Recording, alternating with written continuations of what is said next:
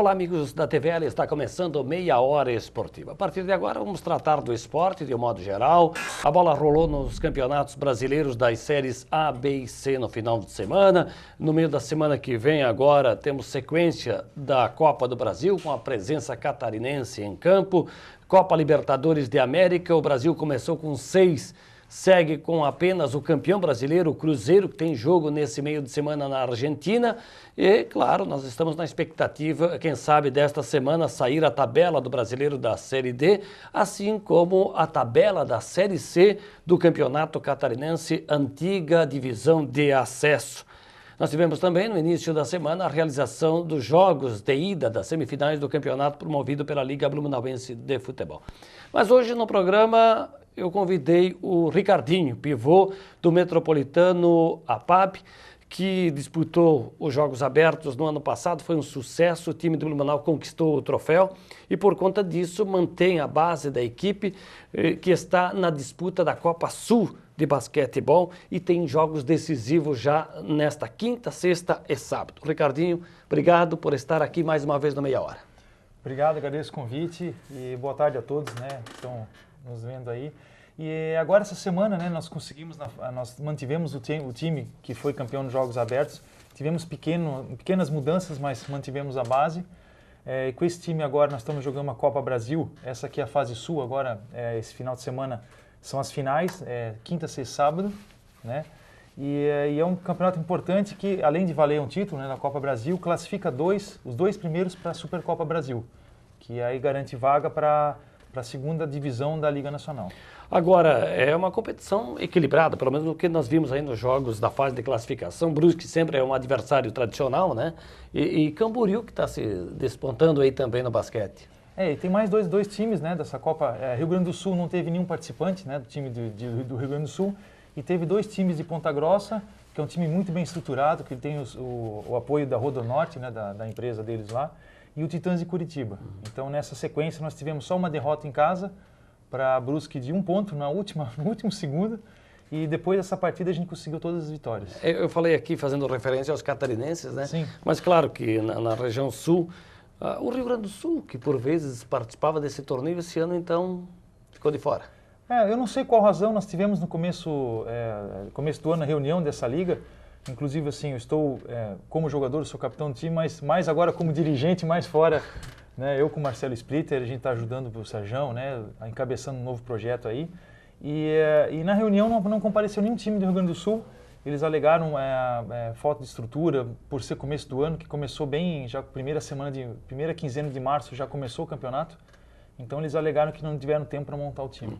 Ricardinho, você falou há pouco e nós abrimos o programa falando naquela conquista que ela se tornou inesquecível da forma como ela aconteceu, né? Sim. Porque o basquete foi remontado. Quero pedir o auxílio do Gustavo para que exiba aí as imagens, porque falar de Jogos Abertos, falar de Blumenau em quadra tem que relembrar. E foi um jogo disputadíssimo, como sempre são os confrontos com Joinville, né? Sim, e assim, conseguimos quebrar, além de se reestruturar, né, de ter alterado e conseguir o sucesso de ser do campeão, a gente conseguiu quebrar uma hegemonia de 8 anos de Joinville, que vem numa sequência de vitórias. E eu acho que isso culminou assim, além do nós termos sido campeão, foi todo um fruto do trabalho ao longo de anos, que todos os jogadores são da base aqui de Blumenau. Tirando o armador, que era o argentino Facundo Sukatsky, que só veio justamente por uma lesão do nosso armador titular. Senão o time inteiro era formado por jogadores aqui de Blumenau. Pois é, e aí você que já esteve do outro lado, por Joinville, foi ídolo lá, né? Sim. Aí voltar para casa, na cidade, né, de tua origem, e ganhar o título teve um significado, imagino. Não, foi sensacional. Acho que não só para mim, acho que para todos que estiveram no jogo, em especial também o Serjão. Eu acho que a pessoa... Eu fiquei... de ter jogado, de ter sido campeão ao lado dos meus amigos, da minha família, da minha cidade, mas eu acho que outra pessoa fundamental foi o Serjão, porque o Serjão, de ter sido campeão, de ter levado o time a ser campeão aqui nos Jogos Abertos em casa, porque nós somos frutos do trabalho dele. Então foi o trabalho que ele fez ao longo desses 20, 30 anos aí que ele está como técnico, os jogadores todos foram frutos do trabalho dele. Então acho que foi sensacional para ele também. É por isso que a gente, relembrando com essas imagens aí, essa conquista, é até para convidar o torcedor, aquele que gosta do basquetebol, para esses jogos decisivos nessa fase da Copa Brasil Sul de basquete, né? Eu convido a todos, né? Agora à tarde a federação ficou de nos confirmar só o time, que talvez haja uma mudança só, não de horário, mas só da sequência dos jogos. Mas os jogos são quinta-feira às 8 horas da noite, nós jogamos, né? É uma rodada dupla, o primeiro às 6 horas e o segundo às 8 horas. Nós jogamos quinta, 8 horas da noite, sexta-feira, 8 horas da noite, sábado, 6 horas, é confirmado da Conta Brusque. E aí provavelmente vai ser outra grande final. E aí contamos aí nesses 3 jogos com a presença do público aí, que vai ser um campeonato, vale um título muito importante, né? Então a dúvida é se joga na quinta com Ponta Grossa ou com Curitiba. Vocês têm alguma preferência ou não? Nós sugerimos jogar primeiro com Ponta Grossa, né, que foi o segundo colocado, o Curitiba, mas não muda muito, né, eles ficaram terceiro e quarto, mas a questão só de nós podemos de se organizar um pouquinho melhor. O pega mesmo vai ser com Brusque, então? Provavelmente. O pega nós de Brusque é tradição, já é uma... É pela rivalidade, essa questão de regionalismo, ou porque Brusque tem uma equipe no nível aí de competir igual para igual com o Blumenau? Não, eles têm um time competitivo com o nosso e também já envolve toda a tradição. Que Blumenau e Brusque já, né, foram rivais ao longo de anos e anos em toda essa história. E lá tem um dirigente que é o Zurico, né, que é também da época mesmo do Serjão. Então, sim, isso é uma rivalidade ao longo dos anos que a gente sempre vem se enfrentando aí, vem com bons jogos. Mas uma rivalidade, eu tenho visto isso no esporte amador, no bom sentido, né? Sim, rivalidade... Pega lá na quadra. É na bola mesmo, lógico, é um jogo mais duro, um jogo mais catimbado, o jogador já se conhece há bastante tempo, os times se conhecem, tem a catimba, tem o contato, mas tudo dentro da lealdade, né? Nada fora do... Bom, nós vamos ter então na quinta, na sexta, no sábado, jogos de Blumenau com Curitiba, Ponta Grossa e Brusque, né, para fechar. Sim. O que vale essa Copa Brasil, fase sul, além do troféu? Além do título, ela garante 2 vagas, o primeiro e segundo garantem vaga para disputar a Supercopa Brasil, que aí nós jogamos com o campeão da Copa Nordeste, o campeão da Copa Norte, o campeão da Copa Centro-Oeste e os 2 do Sudeste. Então, e aí com esses 8 times, a gente vai fazer a Supercopa Brasil, e dessa Supercopa, o primeiro e segundo garantem vaga para jogar a Liga Nacional, a segunda divisão, que dá acesso à Liga Principal. E esse é o desafio do Blumenau nesse momento. Esse é o desafio, é o que nós temos nesse novo projeto, que a gente pode vir outra hora e comentar aqui. Né, mas fique à vontade, por favor. Mas assim, um dos caminhos nossos é chegar entre 2016 e 2018 e jogar a Liga Nacional, primeira divisão. Então, esses são os passos, os caminhos que precisam ser dados para chegar até lá. Bom, além dessa fase sul da Copa Brasil de basquetebol, nós teremos também as meninas em quadra, as meninas do handebol, que estarão em Concórdia a partir desta terça-feira na Copa Brasil de handebol. Blumenau está na chave ao lado da equipe Força Aérea do Rio de Janeiro, Americana, Umuarama, no outro lado, a atual campeã da Liga Nacional, Concórdia, tem Univila do Estado do Espírito Santo, Caxias do Rio Grande do Sul, Força Atlética de Goiás. E as meninas do Sérgio Graciano estreiam na competição nesta terça-feira, 18 horas, diante da Força Aérea, o time lá do Rio de Janeiro. No mesmo horário, na quarta-feira, o jogo contra a equipe de Americana e depois, na quinta-feira, às 18 horas, contra o Umuarama. E aí vai se classificar, porque são 2 de cada chave, até uma possível final. Blumenau, que já é 5 vezes campeão da Copa Brasil de handebol e que busca o 6º título. E a exemplo do basquete, que está lutando para disputar a Liga, a equipe blumenauense de handebol também busca essa vaga de volta à Liga Nacional, mas com problemas financeiros, e são muitos. Eu imagino que no basquete não é muito diferente, né? Não é diferente nisso, a luta é constante, né? Agora nós montamos um novo projeto, principalmente para reestruturar e profissionalizar o basquete aqui em Blumenau, no time adulto, e também focar bastante nas categorias de base. Então nós temos um projeto bem legal, visando bem o futuro, mais a longo prazo, e a partir já está em andamento esse projeto e agora está começando a ser divulgado, a aparecer os primeiros frutos desse trabalho. Porque é aquele tal negócio, se tem um time forte, se tem jogadores de qualidade, os garotos se espelham e acabam se interessando pela modalidade. Sim, esse é um dos pontos. O nosso projeto se baseia em três pilares, né? Seria o time adulto, que é a referência e e o espelho para todas as categorias de base. As nossas categorias de base, no qual é chamado Craque se faz em casa, onde é que o garoto propaganda e quem está junto com nós no projeto é o Thiago Splitter, né? Ele é o nosso padrinho aí desse projeto. E o outro que é o projeto social nosso, que dá o elan em todo os 3 pilares ali, né? Mas você gosta de futebol também, né? Um pouquinho. Só um pouquinho? Só um pouquinho, não acompanho muito. Mas tem aquele time que o coração bate mais forte ou não? Um que sofre um pouquinho, né? O Palmeiras. Poxa, põe sofrer nisso, né? Põe sofrer nisso. Veio de uma Série B, tomou uma pancada no final de semana. Aliás, vamos ver a rodada do Campeonato Brasileiro de Futebol, que começou no sábado, né, com empate entre Curitiba e São Paulo, 2-2 no Pacaembu. Atlético jogou em Brasília e perdeu para os reservas do Cruzeiro por 3-2. Na Vila Belmiro, Santos e Grêmio empataram 0-0, jogo ruim tecnicamente. O Fluminense, com 50 mil pessoas no Maracanã, perdeu o jogo para o Vitória por 2-1. No domingo, o Bahia venceu o Botafogo 1-0. Flamengo venceu o Palmeiras do Ricardinho por 4-2, 2 viradas no jogo. Internacional 2, Sport 1 no Beira-Rio. Criciúma 1 gol do Silvinho, Figueirense 0. Estreou o Guto Ferreira comandando o Figueirense e o Wagner Lopes treinando o Criciúma.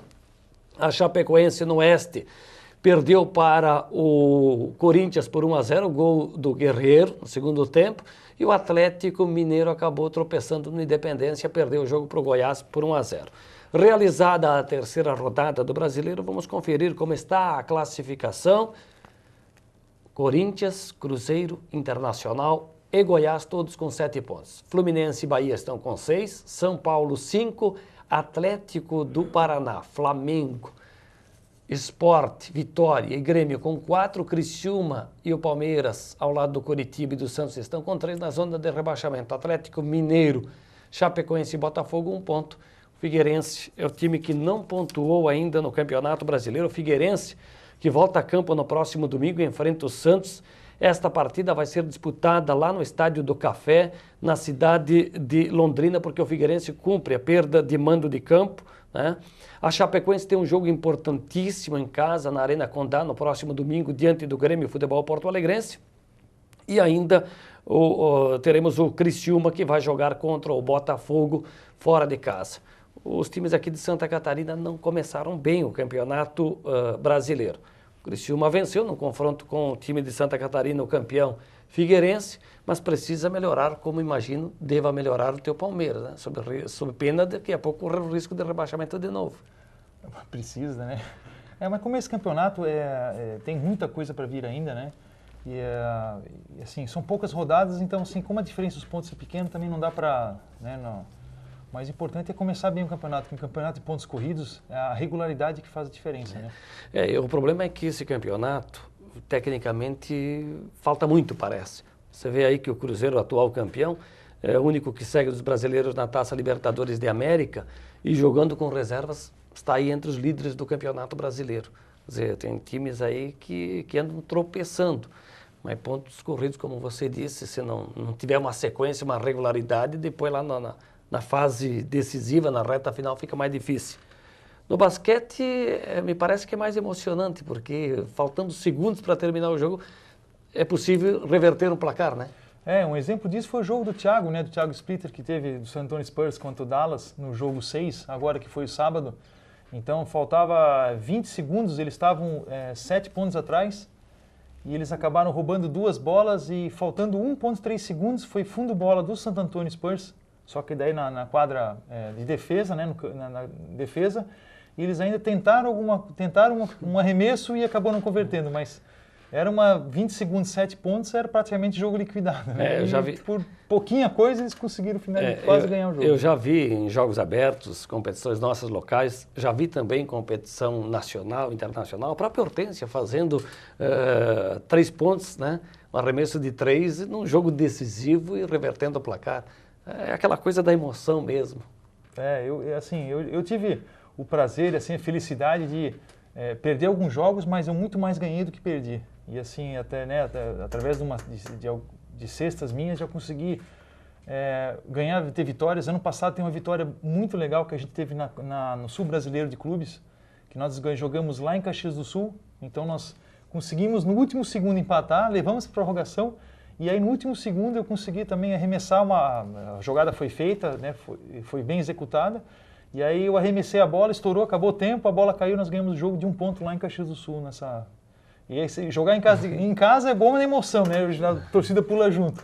Mas o legal de jogar fora de casa, quando acontece isso, aquele silêncio...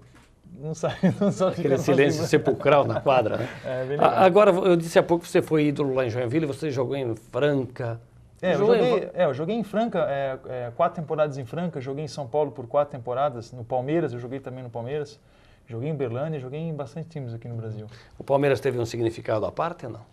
Para mim foi um significado assim, porque eu tô falando da paixão, assim, de clubística mesmo. O fato de você... porque até então eu torcia pro Flamengo. Ah, teve essa?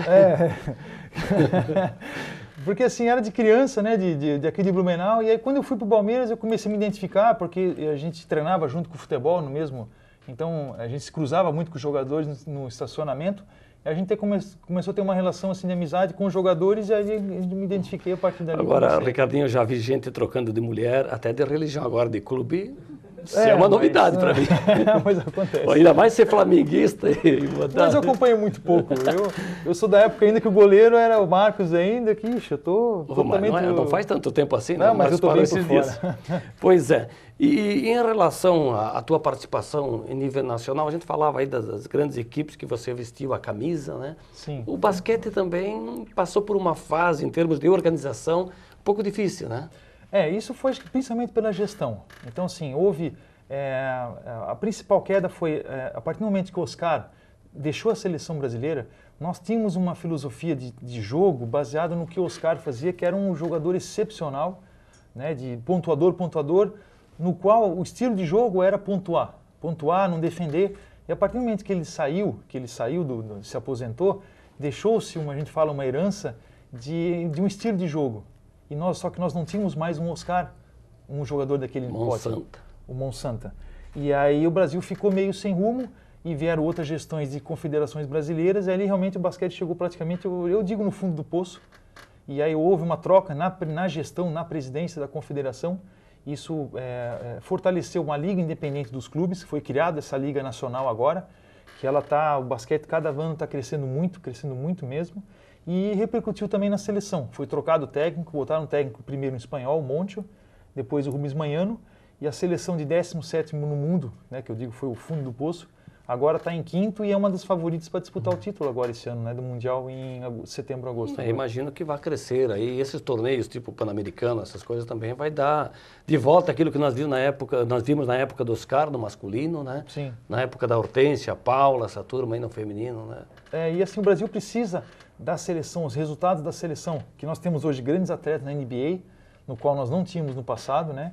Então nós temos grandes jogadores, hoje temos excelente técnico e falta os resultados da seleção para realmente refletir mais no esporte, nas crianças aqui no Brasil. Eu vi esses dias depoimentos, né, na morte do Luciano do Vale, que foi um ícone da narração esportiva no Brasil, um homem ligado ao esporte. Sim. Você chegou imagino que sim, né, jogar com ele fazendo alguma transmissão? Não tive o prazer não cheguei. Porque eu conheci pessoalmente, né? O pessoal, né, acabou, né, fazendo comentários positivos, porque de fato ele foi um incentivador do esporte, né? Ele sempre foi assim, e ele conseguiu transformar, por exemplo, principalmente o vôlei e uma questão do Maguila, né? Ele tinha uma filosofia esportiva, então realmente de profissionalizar, de incentivar, de estruturar. Ele pegou, por exemplo, o vôlei, ajudou o vôlei lá, vamos se organizar, vamos reestruturar, vamos fazer uma coisa bem feita. Então ele transformou o vôlei ali, pegou também vários esportes, de automobilismo também, ele incentivou bastante. Então ele transformou muito esporte aqui no Brasil. É o Maguila mesmo que se recupera, né? Sim, Alzheimer. Isso. Ganhou vários títulos, né? Sim. Acho que no peso pesado do boxe ele foi uma referência no Brasil. Ele não chegou a ganhar nenhum título de expressão. Mas aqui dentro no Brasil, acho que foi uma referência. E a referência que ele teve com o Maguila incentivou hoje. Nós temos aí, eu digo que é fruto do trabalho também do que foi feito ali, nós temos grandes pugilistas ali, né, nesse sentido, mas a semente foi plantada lá, estão colhendo os frutos hoje. Verdade. Ricardinho, vamos ver, no final de semana nós tivemos rodada do Campeonato Brasileiro da Série B. no sábado, na verdade. Quero chamar a atenção para a vitória do Avaí fora de casa, lá em Goiânia, por 1-0 sobre o Vila Nova. Foi a primeira vitória do Avaí, com isso deixou a zona de rebaixamento. O Vasco da Gama ganhou do Atlético de Goiás por 3-0. O Joinville, na sexta-feira, ganhou de casa por 2-1. Foram os principais jogos do final de semana. Nós tivemos Ponte Preta e Luverdense 2-2, com o Olê, ex-jogador do Metropolitano, marcando um dos gols da Luverdense. E o América Mineiro venceu o Boa Esporte por 3-1. O Andrei, também ex-jogador do Metropolitano, marcou 2 dos 3 gols do Coelho Mineiro. Bom, nós temos agora na classificação do Campeonato Brasileiro da Série B uma outra situação, né? E a rodada já abre amanhã, a quarta, com Boa Esporte e Portuguesa. Mas na liderança estão América Mineiro, ABC com 7 pontos, Joinville tem meia dúzia, Náutico, Bragantino e Luverdense estão com 5 pontos, o Vasco e o Paraná, ao lado do Sampaio e do Oeste, estão com 4 pontos, Ceará também 4 pontos, o Avaí melhorou um pouco, saiu da zona de rebaixamento, tem 3 pontos. Vale lembrar que os próximos jogos envolvendo os catarinenses, no sábado, 4h20, o Joinville recebe o Náutico, do técnico Lisca, e a equipe do Avaí joga no Maranhão, diante do Sampaio Corrêa. Para lembrar, você que é torcedor do Vasco, o Vasco enfrenta o Oeste, do também ex-metropolitano Leandro Melo. Nós teremos agora na sequência, né, e no meio da semana que vem, Libertadores e Copa do Brasil. Mas nesse final de semana iniciaram os jogos das semifinais do Campeonato Amador da Liga Blumenauense de Futebol. Os 2 jogos disputados neste domingo, na Itopava Central, Atlético 2, Salto do Norte também 2. O Tupi, jogando em casa em Gaspar, perdeu para o Asa Branca da cidade de Apiúna por 3-0. Jogos de volta no dia 18, domingo, com Salto do Norte e Atlético, em Apiúna, Asa Branca e Tupi. No dia 18, porque no próximo domingo, Dia das Mães, a Liga Blumenauense dá uma folga e não tem rodada no campeonato da LBF. Copa do Brasil, jogos da segunda fase, jogos de ida, partidas de volta também da competição nacional, que dá ao campeão direito de disputar a Taça Libertadores de América no ano que vem. Então, jogos já nesta terça-feira, América, Potiguar e Náutico. O Avaí enfrenta o Asa em Arapiraca na quarta-feira. Teremos Bragantino e Figueirense lá em Bragança Paulista também na quarta-feira. ABC e Atlético de Goiás, Sampaio e Palmeiras, ainda América Mineiro e Bahia, Princesa dos Solimões e Santos, são os jogos do meio de semana, Ponte Preta e Paraná Clube, J. Malucelli e Novo Hamburgo, jogo de volta já, no primeiro o Novo Hamburgo venceu, São Paulo e CRB, jogo de volta também, lá em Maceió, o São Paulo perdeu por 2-1, e ainda Barueri e Londrina, do jogo disputado em Londrina, deu empate em 0-0. Então são alguns dos jogos de ida, jogos de volta da segunda fase da Copa do Brasil. Taça Libertadores de América, quartas de final. Nesta quarta-feira, 18h45, Nacional e Arsenal lá no Paraguai, São Lourenço e Cruzeiro na Argentina, 10 da noite, Lanús e Bolívar na quinta-feira, 19h45, Nacional da Colômbia e Defensor do Uruguai em Medellín, na Colômbia. São os jogos das quartas de final, partidas de ida da Taça Libertadores de América. Um dos assuntos importantes da semana vai ser a convocação do técnico Luiz Felipe Scolari, dos jogadores que vão vestir a camisa do Brasil para a Copa do Mundo. Agora, na quarta-feira, o técnico brasileiro chama os 23 jogadores para a Copa. A maioria a gente mais ou menos sabe. Não sei se vai ter surpresa. Ricardinho, teu negócio é outro. É a bola laranja. Mas somos brasileiros. E Copa do Mundo aqui no Brasil, o Brasil para, né? Imagina. Sim, não tem nem dúvida. E eu acho que o Brasil é franco favorito, né, de disputar essa Copa, de ganhar, de disputar o título aí, justamente porque está em casa, né? O Brasil vai, com certeza, né? Eu tenho até uma pergunta, assim, é convocada agora, já quinta-feira, a seleção. A partir de quando? Quarta-feira. A partir de quando que eles começam a treinar? Deve ter um prazo aí no máximo, a partir no final do mês, imagino. Tem que começar já, né? Porque termina essa fase agora aqui, na primeira semana de junho, do Campeonato Brasileiro, tem uma pausa. Aí para, a Euroliga tá... Aí termina lá agora, nós temos os jogos no Estádio da Luz, a decisão daquele clássico de Madrid, Atlético e Real Madrid. É só um jogo, né? É só um jogo na Copa da UEFA, né? E aí termina a temporada da Europa e aí todo mundo começa a voltar suas atenções Imagina que um mês... o tempo é curto. Não, o tempo é curto de preparação. Se preparando há bastante tempo ali. Eu acho que é mais... Eu acho que nem condicionar os atletas, é descansar, recuperar muitos, porque eu vejo na seleção, quando nós éramos convocados na seleção também, você vem de uma temporada muito desgastante, que você vem no ápice, finais de campeonato, aí você tem uma semana de folga e começa a treinar pela seleção e tem que, novamente, recuperar, começar para chegar nas semifinais e finais e estar fisicamente bem, né? Então, o treinador já sabe quem é quem. Ali não vai ter... Ele não vai convocar ninguém que não tenha tido uma oportunidade vestindo a camisa da seleção já. Sim. Então ele já conhece, sabe o que pode render, eu imagino, e com base naquilo que tu acabaste de dizer, é aquela coisa de unir o grupo, de se ambientar o clima de seleção.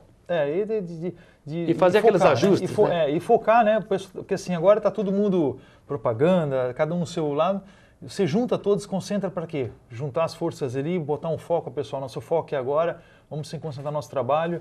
E também ali a questão de jogar, ali a questão de momento, às vezes tem os jogadores no melhor momento do que o outro, determinadas partidas, o que é característica de cada time que altera uma coisa ou outra, mas o Felipão sabe muito bem o que tem na cabeça, o que ele pretende fazer ali. A estreia vai ser no dia 12 de junho, em Itaquera, no campo do Corinthians, diante da Croácia, né?